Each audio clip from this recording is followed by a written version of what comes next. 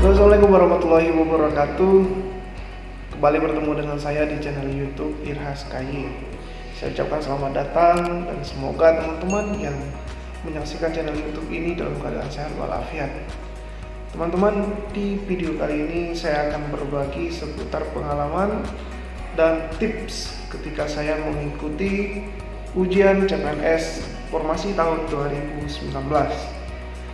Di tes 2019 ya alhamdulillah saya mendapatkan nilai 386 ketika mengikuti SKD, dan alhamdulillah saya diberi kesempatan untuk mengikuti di tahap selanjutnya yakni SKB, dan alhamdulillah saya lulus sesuai dengan formasi yang saya pilih.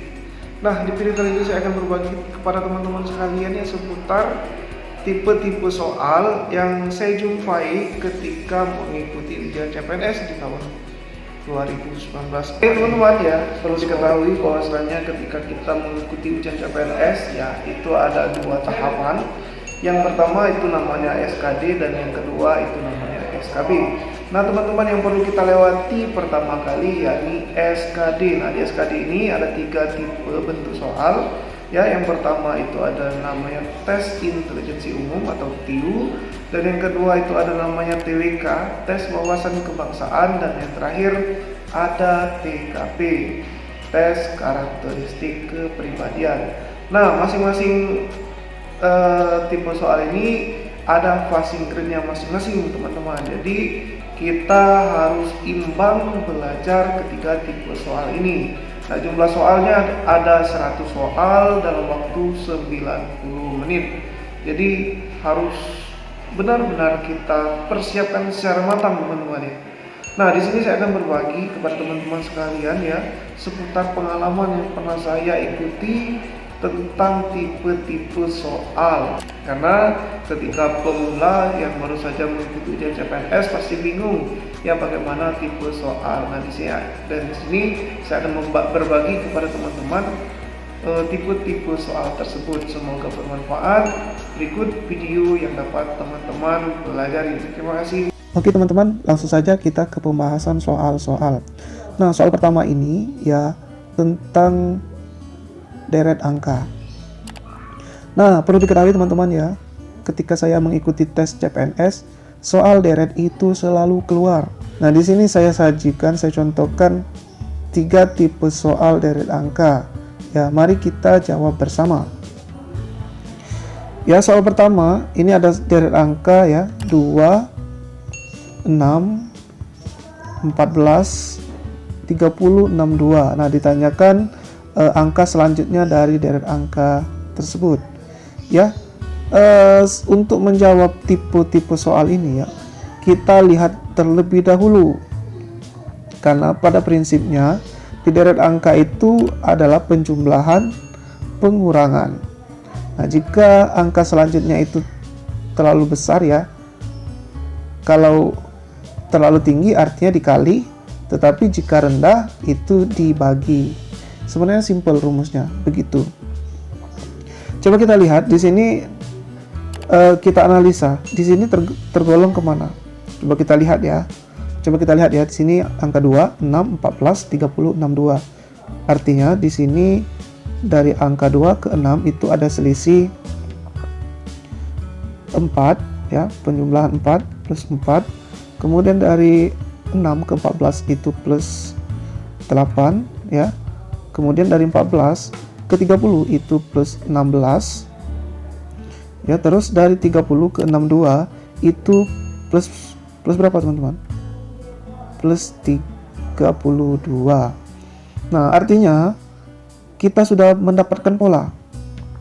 Ini artinya ada subpola ya. Subpola. Ya, dari 4 ke 8 itu artinya 4 dikali 2. 8 ke 16 itu artinya 8 dikali 2. Kemudian 16 ke 32 artinya 16 dikali 2. Kemudian untuk mencari angka selanjutnya kita harus kali 2. Artinya di sini 64. Untuk angka selanjutnya ya kita kali 2 juga. Kali 2 artinya 128. Nah, barulah kita bisa mencari berapa angka di sini dan berapa angka di sini. Ya, kalau sudah dapat rumusnya begini ya, tinggal kita jumlahkan saja. Ya, 64 ditambah 62, 64 ditambah 62 itu 126, dan di sini 128 ditambah 126 itu berapa? 254. Nah, di sini kita mendapatkan jawaban. Ya, angka selanjutnya berarti 126 dan 254. Oke, mudah kan? Cukup mudah. Oke teman-teman, kita lanjut ke soal berikutnya ya. Soal nomor 2. Di sini ada deret angka 155, kemudian 154, kemudian 150, ada 141, 125, 100. Berapa angka selanjutnya? Ya. Sebagaimana saya sebutkan tadi, di dalam deret angka itu ialah penjumlahan dan pengurangan. Coba kita lihat di sini selisih antara 155 ke 154 itu selisih -1. Kemudian dari 154 ke 150 itu -4. 150 ke 141 itu berapa teman-teman? -9. Kemudian 141 ke 125 itu -16. 125 ke 100 itu -25. Nah, teman-teman, di sini kita bisa melihat ya bahwa dari subpola yang kita dapatkan ini tipe bilangan berpangkat ya. Ini 1 ialah 1 pangkat 1, kemudian 4 itu 2 pangkat 2, 9 itu 3 pangkat 3, 3 pangkat 2 maksudnya, kemudian 16 itu 4, kemudian 25 itu 5 pangkat 2. Nah, artinya bilangan selanjutnya di sini 6 kuadrat dan 7 kuadrat. 6 kuadrat berarti 36, 7 kuadrat artinya 49. Artinya untuk mengetahui jawaban di sini dan di sini kita sudah mendapatkan rumus. Tinggal kita kurangkan. Ya, kita lihat dari sini. 155 min 1 154. 154 min 4 150. 150 min 9 arti adalah 141. 141 min 16 125. 125 min 25 100. 100 min 36 64. 64 min 49 15.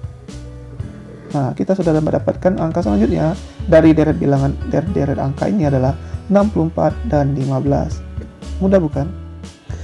Oke, teman-teman, kita lanjut ke soal nomor 3. Ya, di sini ada sebuah deret angka 13, ya 19, 23, kemudian 11, 17, 21, 9. Ya, kita kembali ya memahami tipe soal begini. Coba kita lihat di sini 13 ke 9 itu -6 plus 6, kemudian 19 ke 3 itu plus 4, dan 23 ke 11 itu -12. Artinya kalau kita menggunakan pola tersebut kurang pas. Coba kita ke 13 ke 23.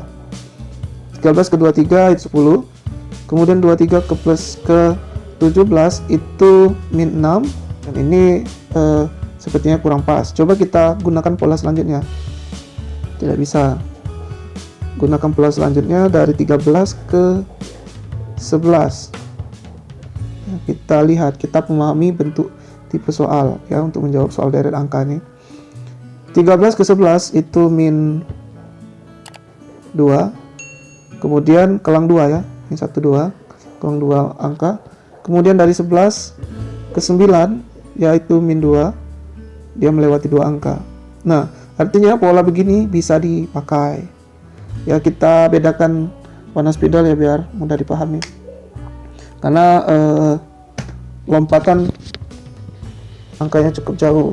Untuk mencari deret angka selanjutnya ya di sini dan di sini, kita harus mengetahui mengambil pola dari sini.